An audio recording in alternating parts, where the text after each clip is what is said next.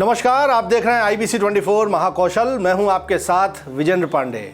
मध्य प्रदेश में शासकीय शिक्षकों की ई अटेंडेंस के मामले में फिर एक ताज़ा तरीन नया अपडेट देने के लिए मैं आपके सामने हाजिर हूं। मध्य प्रदेश में शासकीय स्कूलों के शिक्षकों की ई अटेंडेंस को लेकर पिटीशन हाई कोर्ट में पेंडिंग है और इस पर हम लगातार आपको ताज़ा तरीन अपडेट देते हैं और इसी श्रृंखला में, इसी कड़ी में मैं लेटेस्ट अपडेट आपको आज के इस वीडियो में देने जा रहा हूं। हमने आपको बताया था कि पिछली सुनवाई में राज्य सरकार ने एक हलफनामा पेश करके जवाब दिया था और ये दावा किया था कि हमारे शिक्षक ई अटेंडेंस ऐप पूरी तरह से सुरक्षित है, चूँकि इसके लिए डेटा सेफ्टी सर्टिफिकेट ले लिया गया है। साथ ही साथ सरकार की ओर से कहा गया था कि मध्य प्रदेश में कहीं भी डेटा कनेक्टिविटी के लिए मोबाइल टावर का कोई इशू नहीं है, कोई दिक्कत नहीं है। लेकिन याचिकाकर्ता जो 27 शिक्षक हैं, उनकी ओर से हाई कोर्ट में एक अमेंडमेंट एप्लीकेशन फाइल की गई है, जिसे संशोधित आवेदन कहा जाता है और इसके ज़रिए सरकार द्वारा दिए गए जवाब को शिक्षकों ने सिरे से खारिज कर दिया है, नकार दिया है। मुद्दे की बात यह है कि शिक्षकों की ओर से कहा गया है कि भले सरकार ऐप के सुरक्षित होने का दावा करे, लेकिन ऐसा नहीं है।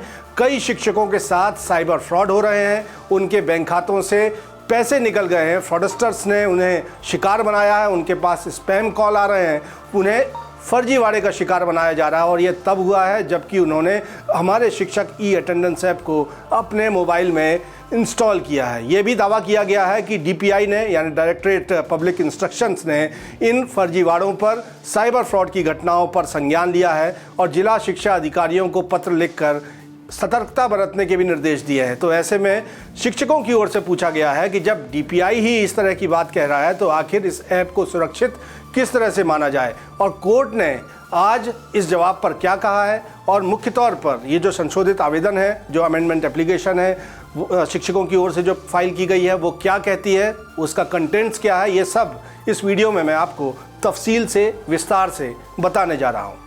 जी हाँ, मध्य प्रदेश में शासकीय शिक्षकों की ई अटेंडेंस के मामले पर जबलपुर हाई कोर्ट में फिर सुनवाई हुई है। पिछली सुनवाई में राज्य सरकार ने हाई कोर्ट में हलफनामा देकर दावा किया था कि मध्य प्रदेश में मोबाइल नेटवर्क की कोई दिक्कत नहीं है और हमारे शिक्षक ई अटेंडेंस ऐप पूरी तरह सुरक्षित है।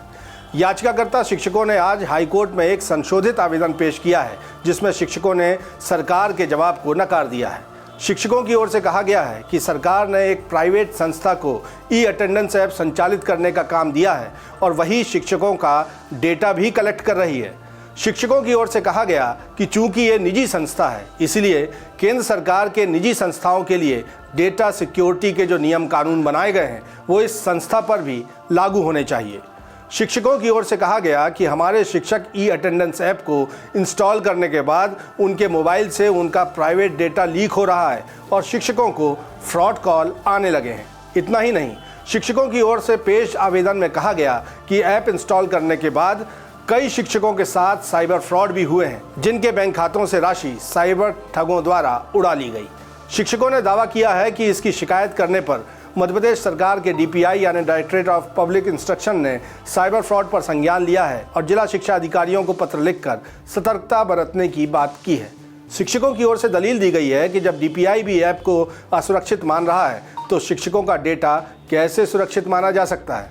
बहरहाल, शिक्षकों की इन दलीलों पर हाई कोर्ट ने राज्य सरकार से जवाब मांगा है।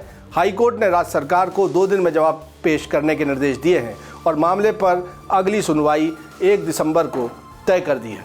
यानी राज्य सरकार को, मध्य प्रदेश सरकार को अब शिक्षकों के इस संशोधित आवेदन में उठाए गए मुद्दों का जवाब हाई कोर्ट में देना होगा। भले सरकार ये दावा कर रही थी कि ऐप पूरी तरह से सिक्योर है, उसकी सेफ्टी है, लेकिन शिक्षक उदाहरण देकर बता रहे हैं। 5 से 6 शिक्षकों का हवाला भी दिया गया है जिन्हें साइबर फ्रॉड का शिकार बनाया गया, जिन्होंने जब ये हमारे शिक्षक ई अटेंडेंस ऐप को इंस्टॉल किया तो उन्हें साइबर फ्रॉड के कॉल आने लगे, फ्रॉडस्टर्स के कॉल आने लगे और उनके बैंक खातों से राशि निकाल ली गई। इस तरह की बातें, इस तरह की दलीलें, इस तरह के आरोप याचिकाकर्ता शिक्षकों ने अपने संशोधित आवेदन में लगाए हैं और जिसके लिए राज्य सरकार को अब हाई कोर्ट में जवाब देना होगा। हाई कोर्ट ने 2 दिन का समय मध्य प्रदेश सरकार को दिया है और इस मामले पर अगली सुनवाई सोमवार यानी 1 दिसंबर को तय कर दी है। तो 1 दिसंबर को भी हाई कोर्ट में क्या होगा, इसकी ताज़ा तरीन पुष्ट और सबसे पहले जानकारी हम आप तक ज़रूर पहुंचाएंगे और इसीलिए गुजारिश आपसे है कि आप हमारे चैनल IBC 24 महाकौशल को सब्सक्राइब ज़रूर कर लें। धन्यवाद।